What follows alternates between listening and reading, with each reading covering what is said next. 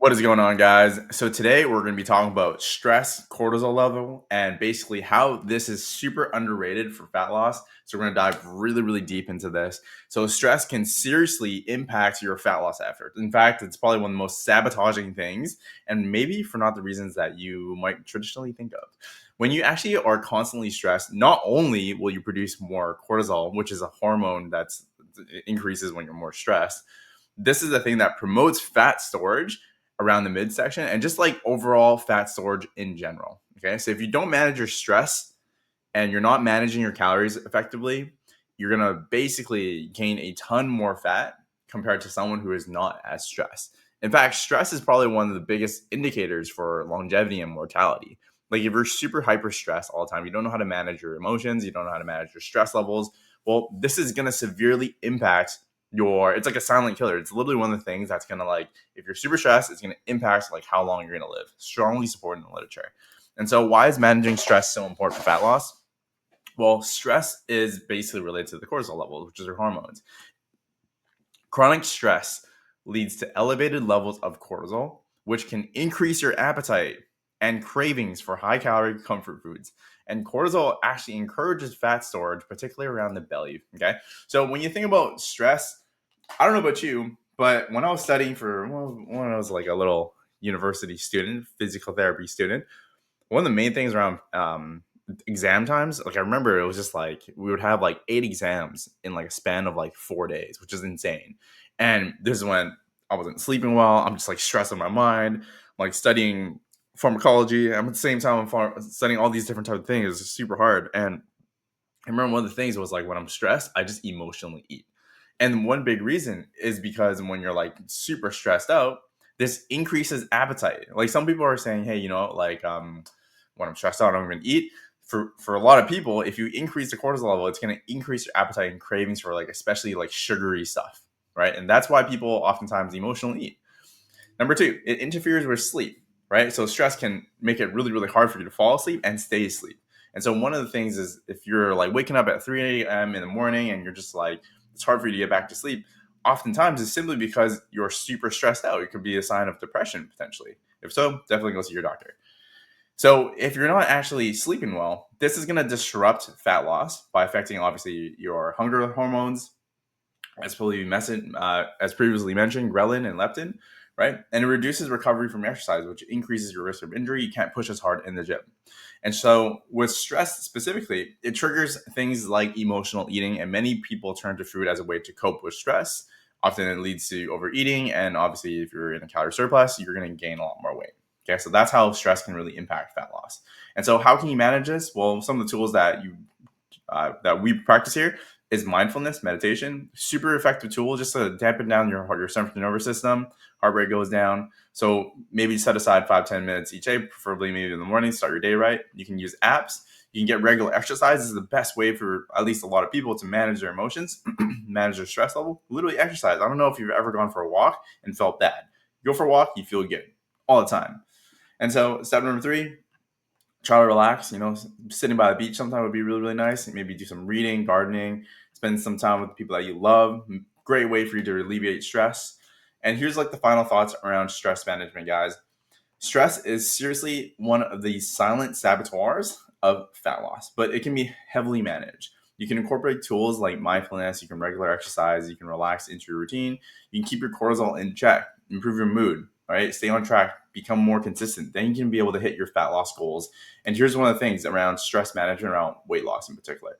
People oftentimes have this really big expectation that they're going to get to their dream outcome, their dream body in like 3 months. Sometimes they can do that depending on your starting point. If you're like 300 pounds, you're like 40% body fat, for you to get abs in 3 months, that is really unrealistic. If you're losing a ton of weight, a lot of it's going to be muscle mass. So like having really, really clear expectation will help you with your stress management for sure. Okay. So the last here is basically planning for social situations.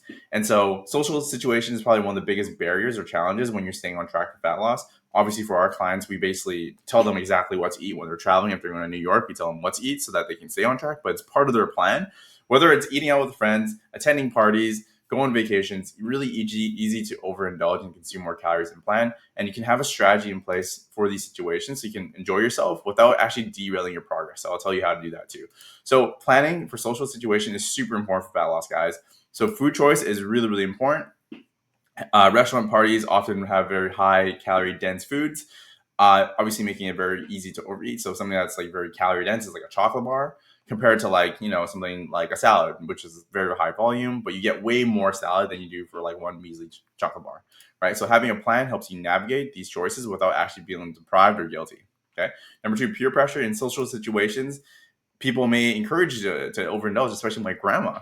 One of the things would be like, would come to her house and she'd be like, Dex, like we just made a bunch of spring rolls. And I'm like, spring rolls? Oh my goodness. Like I freaking love spring rolls. And she'll be like, eat, just keep eating. She'll like make me eat until I can't eat anymore. And that's what I did before, And she would like pressure me into like, eating all these spring rolls, which were amazing. It was actually like before when I first started, I'd be like, every time my grandma makes spring rolls, I'm going to like eat my heart's content. It was like my one rule, which as you kind of grow up, like I started making better rules for myself. That was a silly rule anyways. But the best thing you can do is just literally set boundaries. It's not that, you can't have spring rolls. It's just, you don't have to eat until you want to kill yourself. And that's like one really, really strong habit that took me a long time to break. But it's really important. Making choices that align with your fat loss goals, right? Number three, alcohol, right? Social events often include drinking. It's really normal. You go to a company party, alcohol can quickly add extra calories without filling you up. And then when you are like, 3 or 4 drinks deep, you then won't be as conscious. Like you're gonna have a little bit of alcohol in you. So from here, you make less wise choices. You're gonna overindulge. You're like, oh, I already had like 3, 4 drinks. I'm just a snack here and there. And it just kind of like adds up that way. So how can you actually plan for social situations? You can eat before you go. Literally one of the easiest things you can do to prevent overeating or reduce overeating is to eat something healthy, maybe a little bit more filling before you start so that you control your hungers and you prevent yourself from overindulging on super high calories. So if you're super hungry, you go to a dinner, you're going to eat with your eyes is what my mom says. Literally just like everything you see, you're going to order that, and you're going to eat all of that. So if you eat a little bit and you're not as hungry going to dinner, obviously way more patient. You can look at the foods. Like, okay, now I can make wiser choices, have protein, what Zach said, have fiber, a little bit of carbs, enjoy it, have a good time. But you don't have to order so much. And then from here, you maybe have that feeling of like, oh, I can't waste food and stuff like that. So that's one really smart way you can actually do to plan for social situations. Number two, you can actually set boundaries for alcohol. So obviously, if you're drinking, set a limit for yourself in advance. You can choose lower calorie alcoholic drinks. You can have like a glass of wine, vodka sodas, drink water between alcohol. So things that are really, really high in calories is like cocktails, right? A lot of sugary drinks. Some beers have a lot of calories as well. So those are things to be mindful of. And so make smart menu choices. If you're eating out, you can choose healthier options like grilled meats, salad, steamed vegetables, avoid fried foods, heavy sauces, and a large portion of carbs potentially because they have a lot of potentially could be heavily calorie dense. So what you can also do is you can look at the restaurant's menu beforehand and decide what you're going to order to avoid making impulse decisions. You can offer something lean, some vegetables, ask for dressing on the side, and that's kind of it. In terms of like the final thoughts for social situations, social events don't have to derail your fat loss process. Now, obviously, for our clients, we actually create a plan for them so that they usually have like 1 week in advance of like planning. So if they have like a really big wedding on Friday or Saturday, what we can actually do is we can manage their calories throughout the week, make it so that even if they like went super hard on the wedding, they're still going to be in a calorie deficit because of how we're actually creating the plan for them. But the most important thing here is you can try to plan ahead is probably one of the best thing you could possibly do. You can set alcohol limits so that you're just more conscious of your decision. You can make smarter food choices so you can stay on track while enjoying family time and friends time. So this is basically the whole training, guys. I hope you enjoy this. This is basically how to lose your first 10 pounds. It's a very comprehensive science-based guide. And everything here is truly science and evidence-based, guys. So hope you enjoyed it. If you guys need extra support and extra help, feel free to reach out to me anytime you want. My Instagram is Dr. Dax Fit. So feel free to reach out, guys. Peace.